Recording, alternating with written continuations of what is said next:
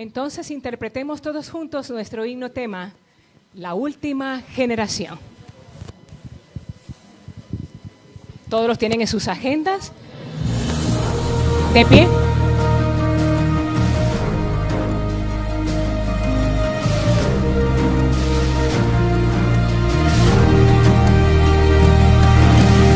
¿Quién podrá estar en pie y cara a cara enfrentar el mal?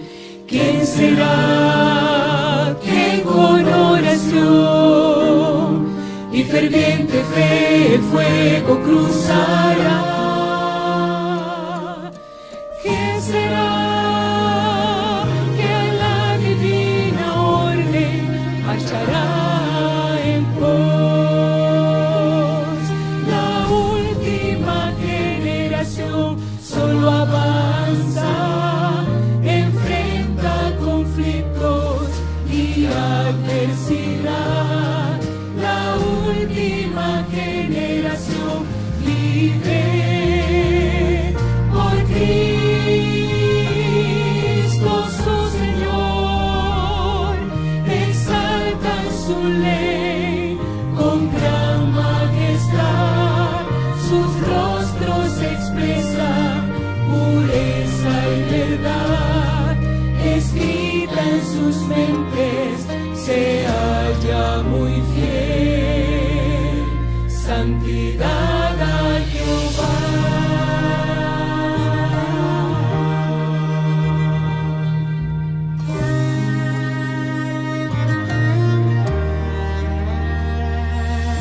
Es una generación que solo vive un escrito está, que no se guía por sus sentidos y no cede al engaño infernal. Aunque todo esté en contra de ellas, confiarán solo en Dios.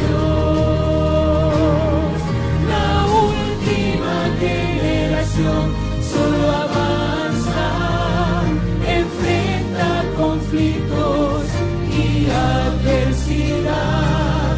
La última generación vive por Cristo su Señor, exaltan su ley con gran majestad, sus rostros expresan pureza y verdad, escrita en sus mentes se halla muy fiel, santidad a Jehová.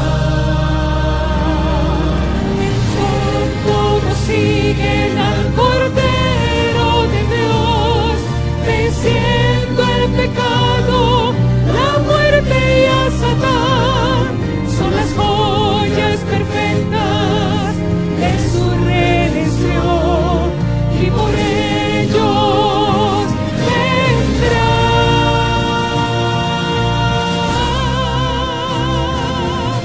La última generación solo avanza, enfrenta conflictos y adversidad. La última generación vive por Cristo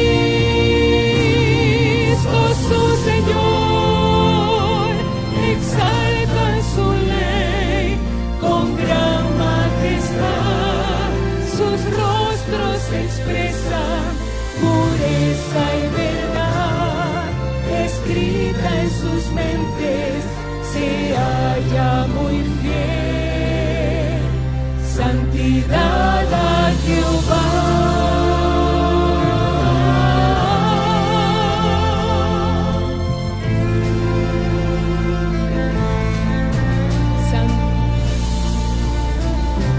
Santidad a Jehová.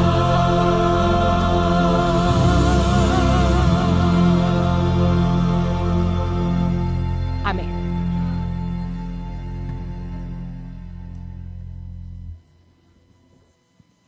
¿Pueden tomar asiento?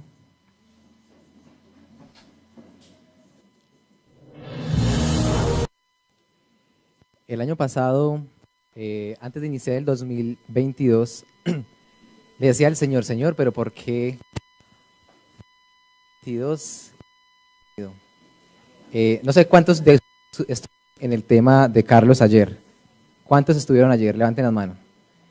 Eso, bueno, esa visión que él contó es una visión muy hermosa. Dice lo que pudo haber sido y no fue. Yo le decía, Señor, pero ¿qué nos falta? Siempre le decía al Señor que porque aún estamos aquí. Y pues orándole y rogándole, me respondió a través de un versículo que hoy es una canción que se llama Así mi pueblo. Para la honra y la gloria de nuestro Dios, quiero compartir con ustedes. Y más que una canción, es un llamado al pueblo de Dios.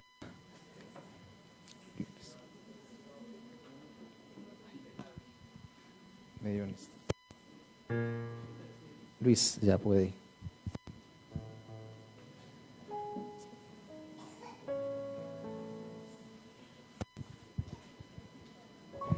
Sonido.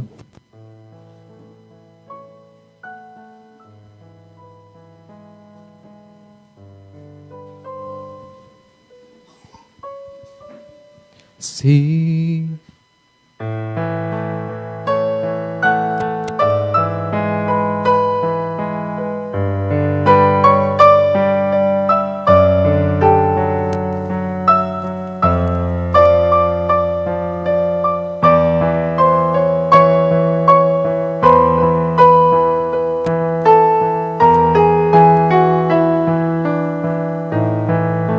Si mi pueblo,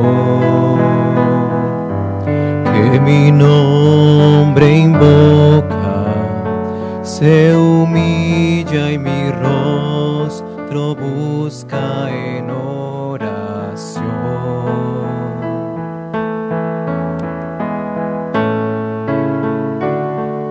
Si mi pueblo, que mi nombre invoca, se aparta del mal, contrito de corazón.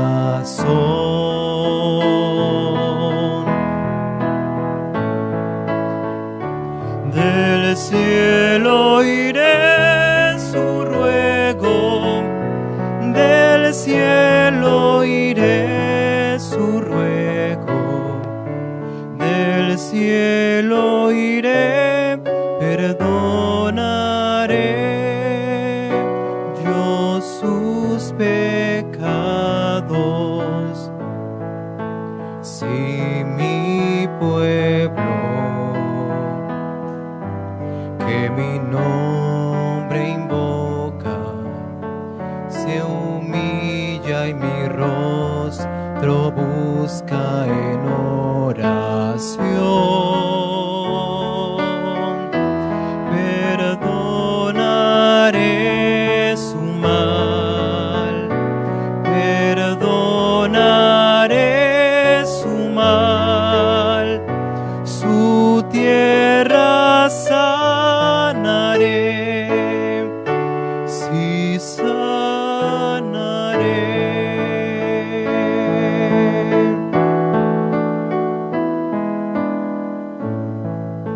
Si mi pueblo, que mi nombre invoca, se humilla y mi rostro busca en oración.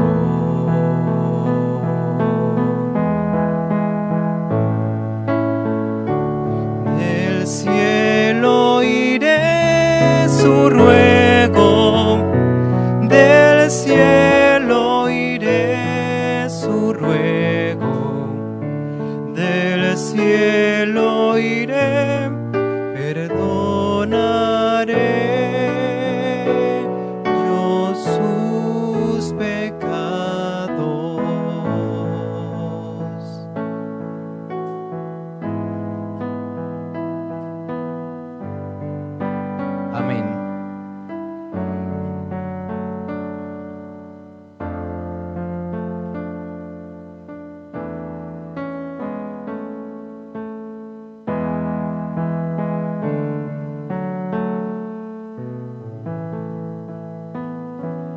Amén, que Dios los bendiga. Feliz sábado para todos.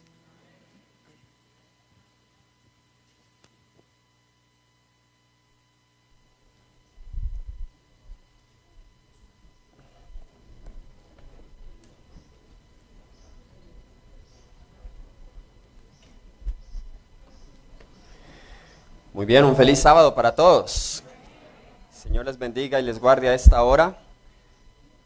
A pesar de la lluvia, este es un pueblo que quiere escuchar la palabra de Dios. Nos hemos reunido para eso, para escuchar la palabra de Dios. Es un gozo poder comenzar este sábado con ustedes. El día de hoy, a esta hora, en este espacio, quisiéramos continuar con la temática que comenzamos en esta mañana en cuanto a la experiencia sabática de la última generación. Pero antes de hacerlo, quisiera invitarles, los que podamos, a arrodillarnos para tener una palabra del Señor. Los demás pueden inclinar sus rostros. Oremos. Amante Padre Celestial, al entrar en las horas santas de tu santo día sábado, queremos, Señor, no solamente entrar físicamente en ese espacio, pero queremos también entrar espiritualmente en el descanso de Cristo.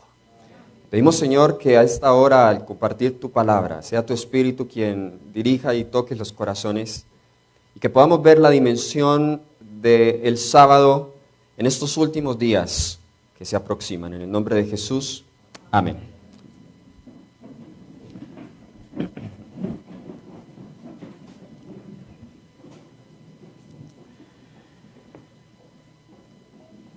Quisiera comenzar con una cita que nos va a sacar de nuestra zona de confort como profesos guardadores del sábado. Esta cita se encuentra en Joyas de los Testimonios, tomo 2, página 69. Joyas de los Testimonios, tomo 2, página 69. La cita comienza diciendo: no todos los que profesan observar el sábado serán sellados. Mira, tremenda esa cita. No todos los que profesan observar el sábado serán sellados. Como mencioné esta mañana, a veces tenemos una falsa seguridad de pensar que porque yo guardo el espacio físico de 24 horas del séptimo día, entonces eso me asegura el sello de Dios. Entonces eso me asegura la victoria en la crisis final.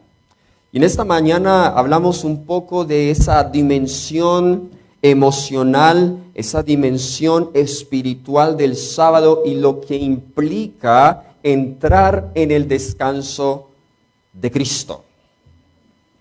Así que si no todos los que profesan observar el sábado serán sellados, quizá hay algo que no hemos entendido aún. Quizá hay algo que estamos pasando por alto, que no nos ha permitido entrar en la experiencia sabática. La cita sigue diciendo: aún entre los que enseñan la verdad. Y esto ahora nos coloca a aquellos que enseñamos la verdad. Aún entre los que enseñan la verdad a otros, hay muchos que no recibirán el sello de Dios en sus frentes. Tuvieron la luz de la verdad, conocieron la voluntad de su maestro, comprendieron todo punto de nuestra fe, pero no hicieron las obras correspondientes. Los que conocieron también la profecía y los tesoros de la sabiduría divina debieran haber actuado de acuerdo con su fe. Debieran haber mandado a sus familias tras sí. Ahora esto incluso abarca la familia. Para que por medio de un hogar bien ordenado pudiesen presentar al mundo la influencia de la verdad sobre el corazón humano. Es una cita que tiene mucho que decir, porque está hablando de la observancia del sábado, está hablando de la fidelidad, e incluso se va a la familia. Ojalá tuviéramos tiempo para hablar del sábado y la familia. Y la dimensión sabática en el círculo del hogar y en la experiencia de la santificación en la familia. Ahora, déjenme darles otra cita. Y esta cita se encuentra en Manuscript Releases, volumen 10, página 252, manuscritos liberados. También la pueden encontrar en el comentario del Comentario Bíblico Adventista, comentario sobre Ezequiel 9. Nos dice, nos habla de la experiencia del sellamiento. Tan pronto, dice acá esta cita, tan pronto como el pueblo de Dios esté sellado en sus frentes. No es un sello o una marca que se puede ver, sino un asentamiento en la verdad, tanto intelectualmente, que es lo que ya sabemos, como espiritualmente, de tal manera que no pueden ser movidos. Tan pronto como el pueblo de Dios esté sellado y preparado para el zarandeo, este vendrá, en verdad, ya ha comenzado. Ahora, noten esa diferencia. El sello tiene dos dimensiones.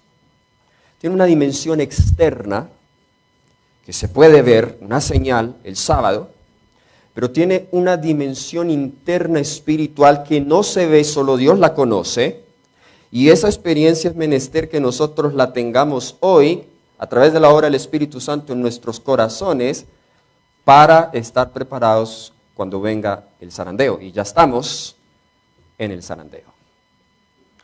En otras palabras, podríamos decir que este es el gatillo, o no vamos a hablar del gatillo, pero es la antesala para que los eventos finales puedan desenvolverse, porque Dios necesita tener un pueblo sellado, Dios necesita tener una última generación afianzada en la verdad, para que entonces Dios tenga un pueblo fiel que le represente en la crisis. ¿Están conmigo? Y eso es lo que Dios ha estado esperando, y todo eso está resumido en el cuarto mandamiento. Y por eso Satanás odia el cuarto mandamiento. Él odia toda la ley, pero de manera especial ese mandamiento. Ahora volvamos a lo que fue nuestra discusión en esta mañana. Vamos al libro de Hebreos, estamos haciendo un estudio de los capítulos 3 y 4 del libro de Hebreos. Hebreos, el capítulo 3. Vamos al versículo 9 y repasemos un poco algunas de las cosas que mencionamos en esta mañana. El autor del libro de Hebreos nos dice lo siguiente, versículo 9. Vamos a comenzar desde el versículo 7. Por lo cual, como dice el Espíritu Santo, si oyereis hoy su voz, no endurezcáis vuestros corazones, como en el día de la provocación de la tentación en el desierto, donde me tentaron vuestros padres y me probaron y vieron mis obras. ¿Por cuánto tiempo? Por 40 años. Ahora, ¿cuál era el problema de esta generación? Porque aquí nos dice en el versículo 10 que a causa de lo cual me disgusté, ¿contra quiénes? Contra esa generación. ¿Qué le disgustó a Dios? ¿Qué le disgustó a Dios de esa generación? Vamos a leer algunos textos, versículo 19. Versículo 19 del capítulo 3 nos dice, y vemos que no pudieron entrar, ¿a causa de qué? ¿Qué fue lo que le disgustó a Dios de esa generación? Que eran incrédulos. Bien, el mismo libro de Hebreos, el capítulo 11, versículo 6, nos dice que sin fe es imposible que. Ok, entonces, si la fe agrada, la incredulidad ¿qué? Desagrada. y lo que no viene de fe es pecado. Y el pecado desagrada a Dios. ¿Cuál es la raíz de la incredulidad? El pecado. Ahora, vamos al capítulo 4, versículos 2 y 3. Hebreos capítulo 4, versículos 2 y 3 dice: porque también a nosotros se nos ha anunciado la buena nueva como a ellos, pero no les aprovechó el oír la palabra, por no ir acompañada de fe en los que la oyeron. Pero los que hemos creído entramos ¿en qué? En el reposo, vamos a volver a ese punto ahora, de la manera que dijo: por tanto juré en mi ira, no entrarán en mi reposo. Y aquí Pablo está citando vez tras vez el Salmo 95. Ahora, el Salmo 95, si recuerdan, esta mañana dijimos que literalmente, ¿cuál era ese reposo? ¿Cuál era el reposo? Llegar a la tierra de Canaán, ¿cierto? Ese era el reposo. A ver, pregunta, cuando David escribe el Salmo 95, ¿dónde estaban ya? Ya estaban en la tierra de Canaán, pero aún hasta ese día no habían entrado en el reposo. Y ahora Pablo nos lleva aún mucho más allá, hacia la época de la era cristiana, y aún no han entrado en ese reposo. Pregunta es, ¿será que esta generación entrará a ese reposo? ¿O tenemos que dejarle a otra generación la entrada al reposo? La entrada al reposo es un aspecto importantísimo en la discusión que estamos teniendo aquí. Ahora, si ustedes van al capítulo de la fe, en Hebreos el capítulo 11, vamos a notar algo muy interesante.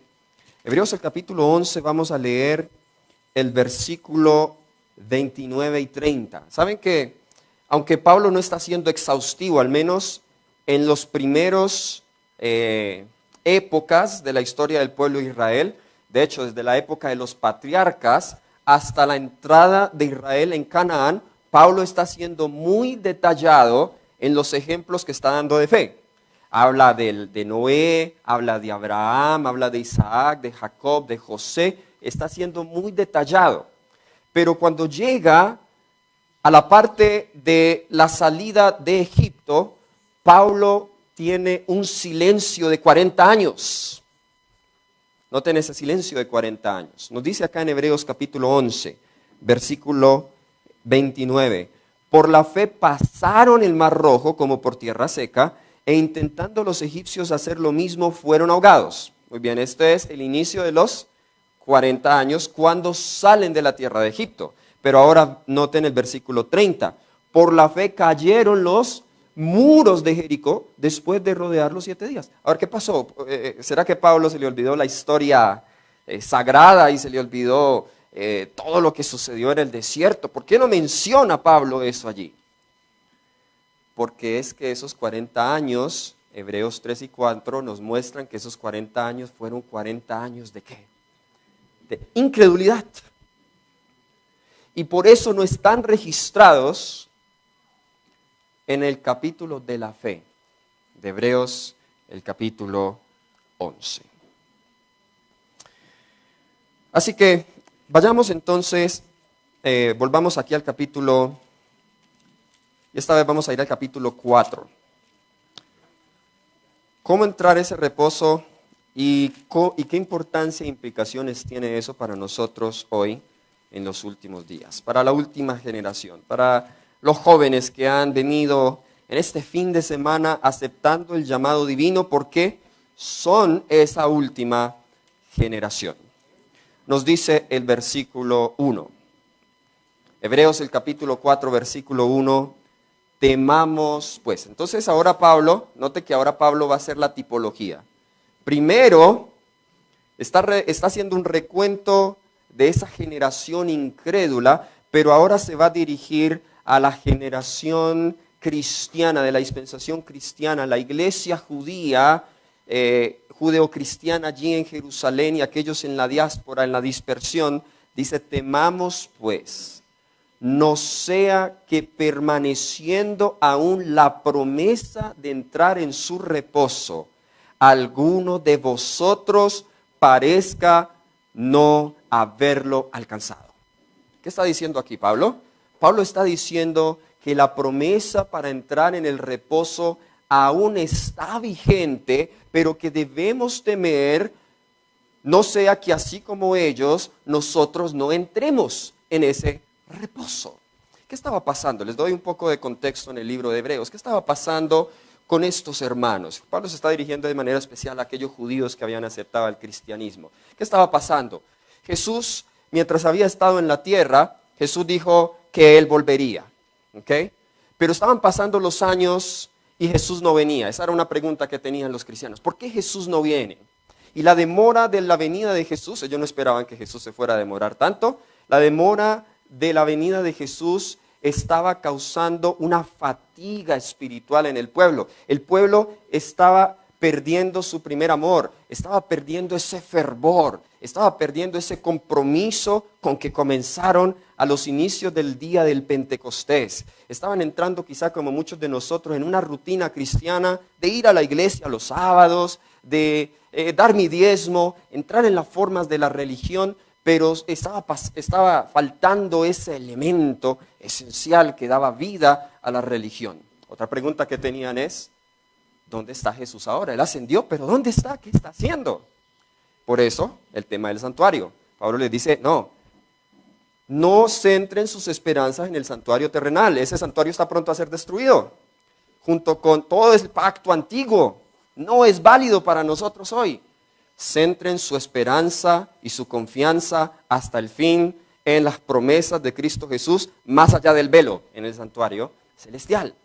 O sea, este es el contexto del libro de Hebreos, y a través del capítulo 3 y en el capítulo 4, Pablo está demostrando que Jesús es mejor que Moisés, que no los entró a Canaán, y es mejor que Josué, que aunque los entró a Canaán, no les dio reposo. Versículo 2. Porque también a nosotros, dice Pablo, porque también a nosotros se nos ha anunciado la buena nueva como a ellos, pero no les aprovechó el oír la palabra por no ir acompañada de fe en los que la oyeron. ¿La buena nueva qué es? ¿Qué es la buena nueva? Good news. La buena nueva es el Evangelio. Pablo dijo, no me avergüenzo de la buena nueva. No me avergüenzo del Evangelio. Yo recuerdo cuando recién me bauticé. Recuerdan ustedes, yo les he contado mi testimonio a algunos de ustedes. Yo andaba en el mundo con el rock, la música, tenía malas amistades, pero ahora yo me hice bautizar y entonces me veían los sábados con una corbata y la Biblia debajo del brazo, y entonces estaban los antiguos amigos en el parque ahí en este pueblito Barcelona y me decía, uy, mira, ya se hizo evangélico. Y mira, el evangélico ya va con la Biblia debajo del brazo. Y al principio me daba vergüenza. A nadie le gusta que le hagan bullying, ¿cierto? Pero luego yo dije, ¿por qué debo estar avergonzado que me digan el evangélico si el evangelio es buenas nuevas? Qué orgullo que te digan, mira, allí va el que lleva buenas nuevas. Porque eso es el evangelio. El evangelio son buenas nuevas. Y Pablo dice que el evangelio les fue predicado a los judíos. ¿Saben? Hay algunos cristianos que dicen que los cristianos del Antiguo Testamento son distintos que los del Nuevo Testamento. ¿Okay?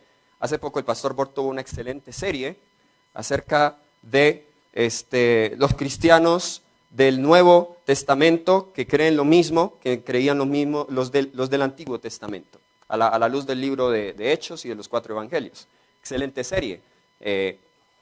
¿Cómo se les predicó el evangelio a los del Antiguo Testamento?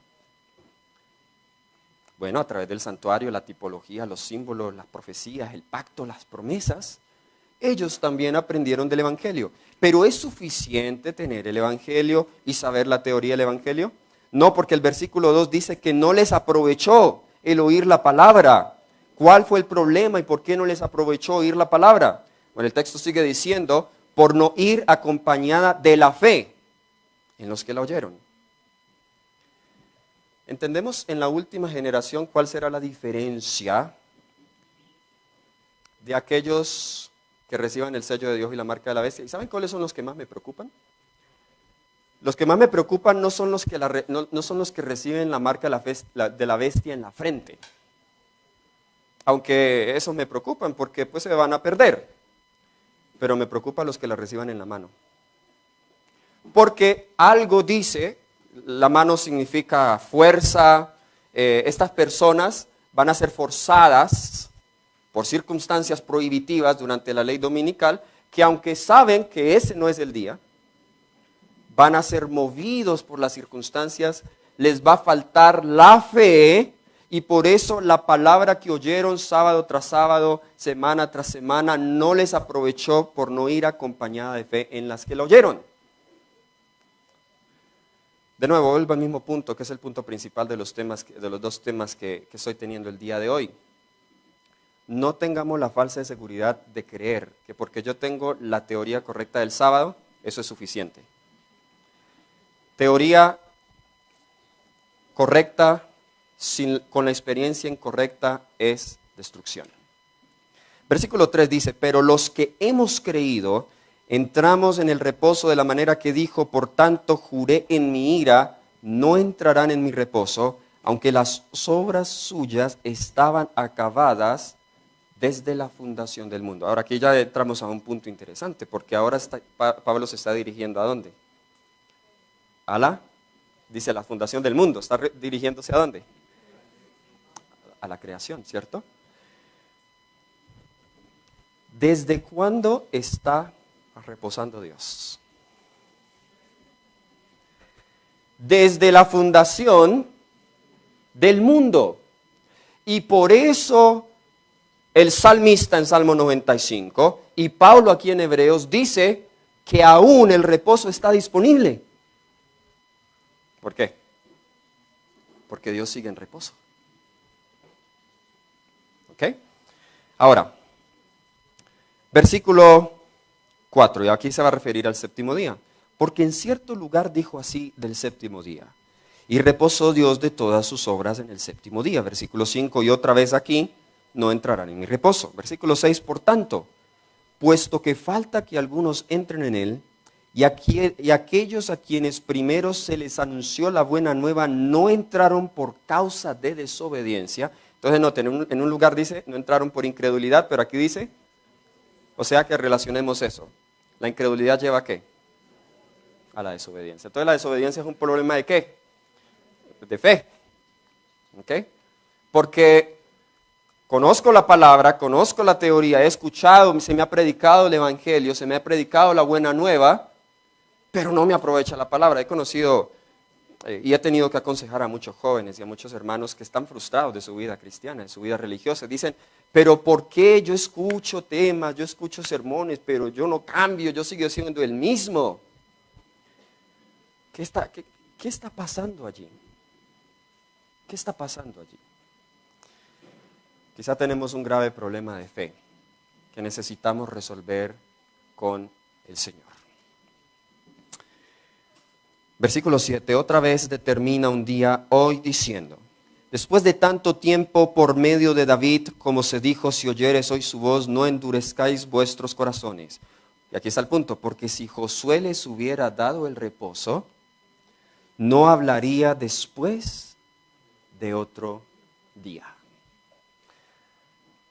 ¿Por qué Josué no les pudo dar el reposo? Primero, porque el reposo no viene de Josué. Y segundo, la entrada en Canaán en sí no les dio reposo, porque esa generación estaba más concentrada en entrar en la tierra, pero no estaba muy interesada en entrar en el reposo de Dios. Es decir, su concentración y su foco estaba en las cosas terrenales, en la tierra, en ser una gran nación, y creían que las cosas terrenales, aún la tierra, les daría reposo. Pero todo el Antiguo Testamento nos muestra la triste historia de incredulidad de ese pueblo, que hasta perdió la tierra que Dios les había dado por heredad. Ahora, Pablo va a llegar aquí a un clímax en su punto del reposo, y vamos al versículo 9 al 11. Aquí ya coloca todo en perspectiva. Por tanto, queda un reposo para el pueblo de Dios. Hay un reposo para nosotros, hermano. Hay un reposo para esta última generación. Hay un reposo que Dios tiene para nosotros hoy. Porque el que ha entrado en su reposo, no es el mío. ¿Es el reposo de quién? Es el reposo de Dios. O sea que en la experiencia sabática yo no experimento mi reposo, yo experimento el reposo de Dios. Y el reposo de Dios tiene que ver con su presencia en nosotros, la cual me lleva a una experiencia de obediencia en Cristo Jesús. Porque el pecado, dice la Biblia, no hay paz para el pecador. Pecado en mi vida quita el reposo. Cristo en mi vida me da reposo. Cristo en mi esperanza de gloria. Cristo en mi paz. Cristo en mi fortaleza. Cristo en mi fe. Cristo es ese reposo. Pero saben, algunos hemos intentado entrar en el reposo sin Cristo. Y ahora entenderemos esos consejos prácticos del Espíritu de Profecía, donde dice que no podemos los hermanos entrar en el sábado con diferencias con otros. Ya entendemos eso, ¿cierto? Porque si yo estoy en diferencia con mi prójimo, primero tengo que arreglar mi diferencia con Dios. Y cuando me pongo en armonía con Dios, puedo colocarme en armonía con mi prójimo. Si yo estoy en desarmonía con Dios y estoy en desarmonía con mi prójimo, y eso fue lo que hizo el pecado causa separación entre mí y Dios, y como resultado del pecado, entonces, al separarme de Dios, me separa de mis seres queridos.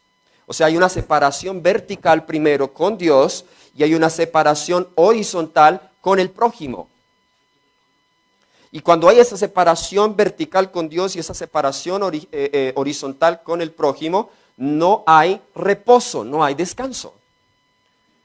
Bien dice, pero algunos decimos, no, yo espero hasta la Santa Cena para hacer las paces. Sí, bueno, el Señor espera. Primero nos da 3 plazos. El primer plazo, ¿cuál es? No deje que el sol se oculte sobre tu ira. Primer plazo para reconciliarnos. Pero se pasó el día y no nos reconciliamos. El sábado. No entres en diferencias con tus hermanos en el día sábado. Pero yo endurezco mi corazón y pasa el sábado y yo voy a adorar a Dios, pero veo al hermano de ahí de iglesia al lado que me cae mal, que está diciendo cosas de mí y no me lo aguanto y me molesto en su presencia. Bueno, el Señor dice, la comunión, la Santa Cena, el lavamiento de los pies. Una oportunidad más para hacer las paces con Dios. Y lo mismo con los esposos. No sé qué esposos aquí están disgustados con las esposas o las esposas con los esposos.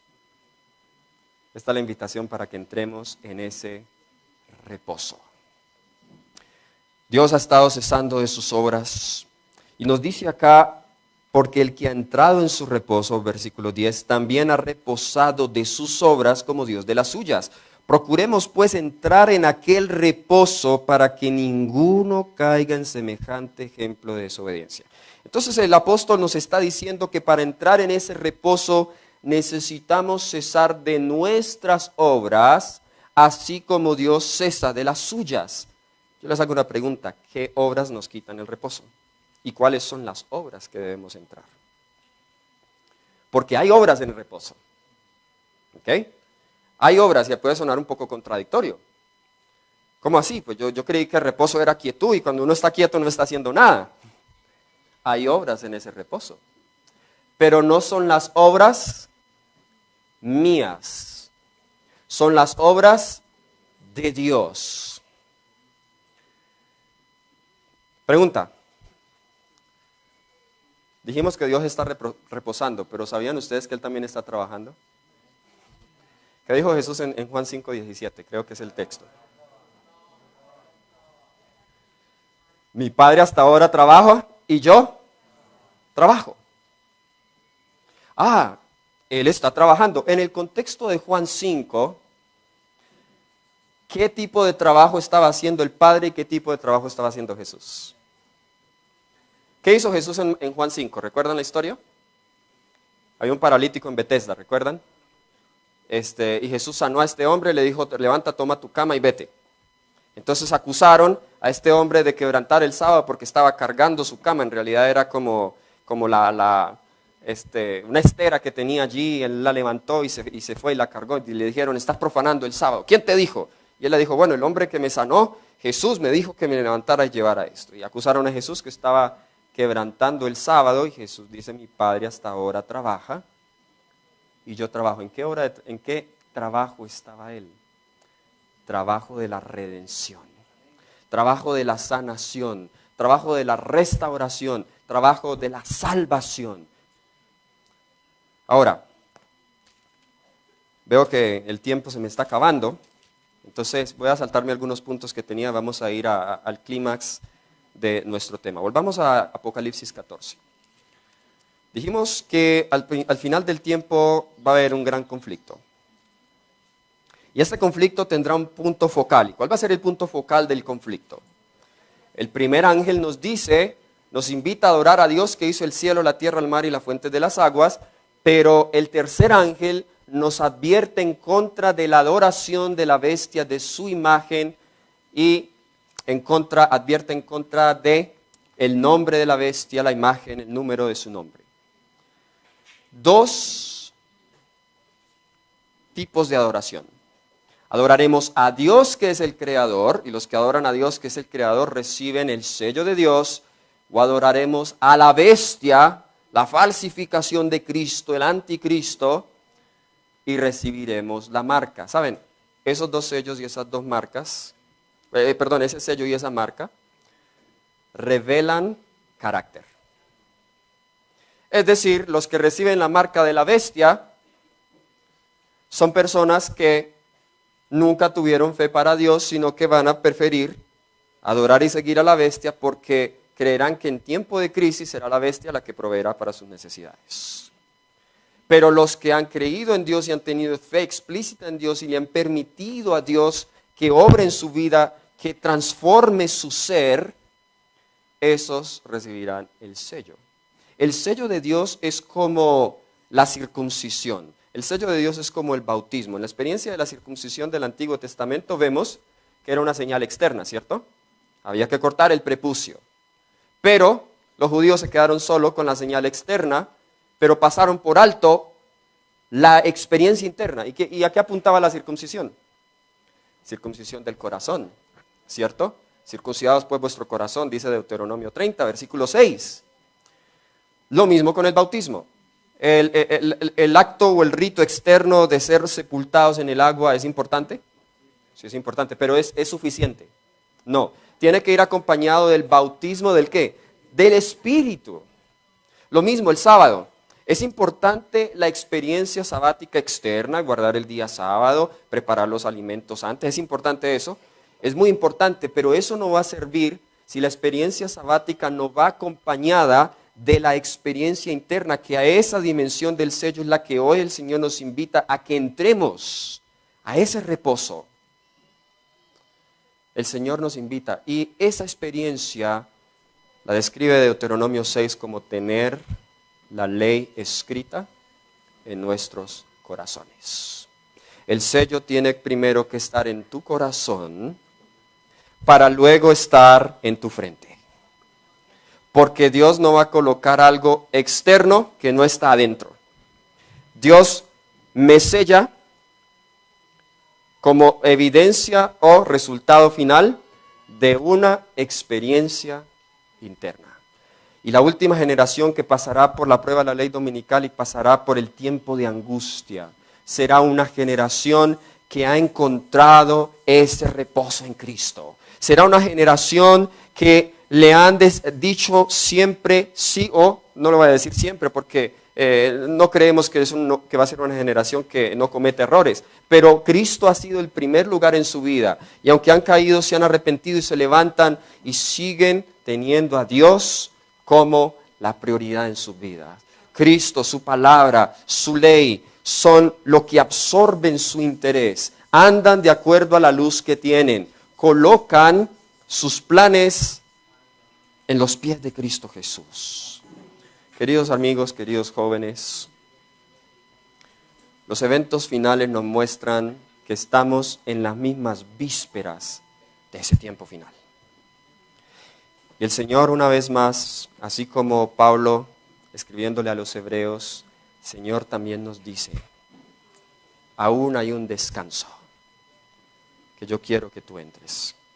¿Cuántos? Primero voy a dirigirme a los jóvenes porque esto es juveniles. Quizás ya jóvenes aquí que han llegado, están dudando en cuanto a su fe, no saben qué hacer.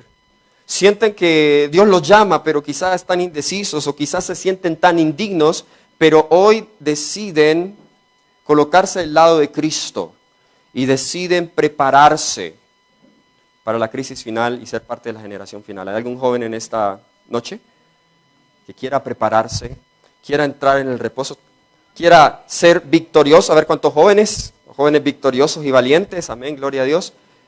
¿Cuántos hermanos y padres que se encuentran aquí quieran decirle hoy al Señor, Señor, ayúdame a preparar a mi hijo, animar a mis hijos para que sean parte de esa generación y yo ser parte con ellos? ¿Cuántos padres? Gloria a Dios. Hermanos, para este tiempo hemos sido llamados. Para este tiempo Dios nos tiene. Que el Señor nos bendiga y que podamos tener la experiencia del sello hoy, para que cuando llegue la crisis podamos recibir ese sello externo, el sello de Dios. El Señor les guarde. ¿Vamos? Vamos a inclinar el rostro para orar. Amado Padre Celestial, ante el tiempo en que vivimos tan solemne, pedimos que tú, Señor, nos ayudes a romper las cadenas del pecado en nuestras vidas que quitan el descanso que tú nos quieres dar. Hemos entrado ya en las horas sabáticas y queremos entrar en tu reposo. Señor, los jóvenes, los hermanos han respondido hasta ahora, quieren ser parte de esa generación final. Queremos ser esa generación que será sellada con el sello del Dios vivo. Oramos, Señor, para que nos ayudes a ser parte de ese grupo. En el nombre de Cristo Jesús. Amén.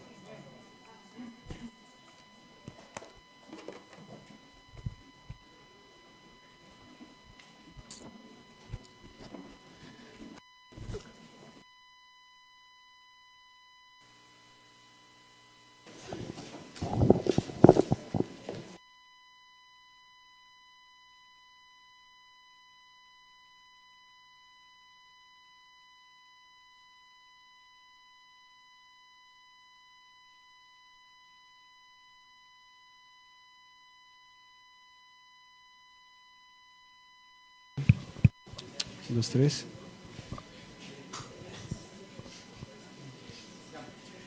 Qué gozo, qué hermoso es poder estar juntos en este lugar, entrar en las horas sabáticas alabando el nombre de Dios, ¿no? Han pasado muchas horas de viajes para algunos, muchas pruebas, dificultades, pero lo hermoso es que el Señor nos ha reunido para alabar su santo nombre. ¿Cuántos creemos realmente que somos esa generación final? Amén. Bien, estamos también simultáneamente esta generación final viviendo un tiempo de juicio.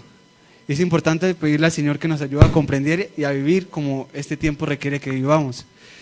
Para honra y gloria de Dios, el grupo varonil de Gesa va a entonar, va a interpretar el coro Tiempo de Juicio.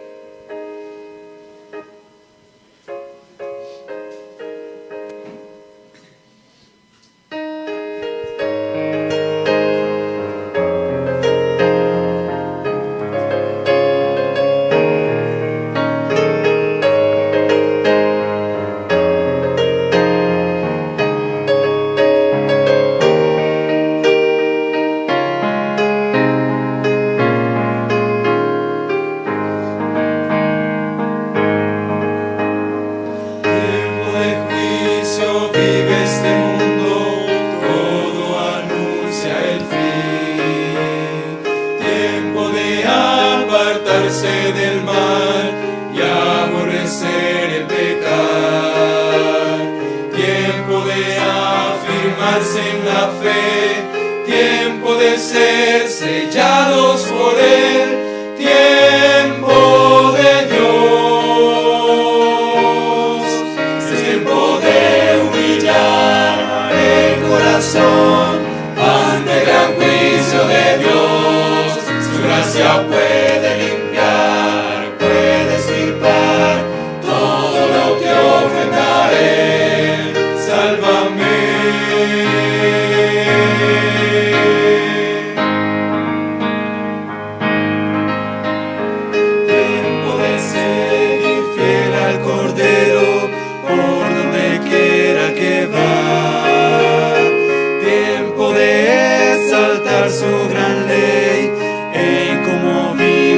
estar, tiempo de darle gloria a Él y su carácter manifestar. Tiempo de Dios, es tiempo de humillar el corazón ante el gran juicio de Dios. Su gracia puede limpiar, puede extirpar todo lo que ofenda a Él. Es tiempo de humillar el corazón ante el gran juicio de Dios. Su gracia puede limpiar, puede extirpar todo lo que ofenda a Él. Sálvame.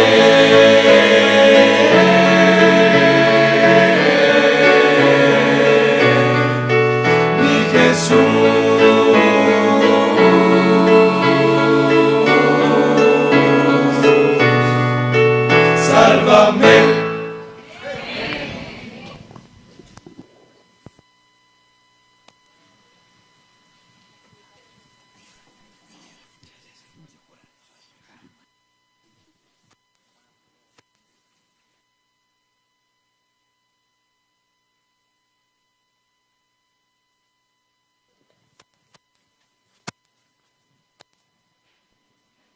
Queridos hermanos, feliz sábado para todos. En este momento y antes de retirarnos para la cena, tengo algunos importantes anuncios. Uno de ellos, si hay aquí alguien que tenga su vehículo y que esté pensando subir en este momento, en esta pausa, antes del siguiente tema, les vamos a recomendar que no lo hagan, ¿ok? Hace unos minutos atrás, poco después de que Daniel y el pastor Esteban Bor bajaran, se volcó un carro en la vía, en ese camino que desciende, ¿está bien? Se volcó un carro, ese carro se encuentra aún allí y se está gestionando el tema de los bomberos para que puedan, no es de nadie de aquí ni de un vecino, gracias a Dios no hay pérdidas humanas, pero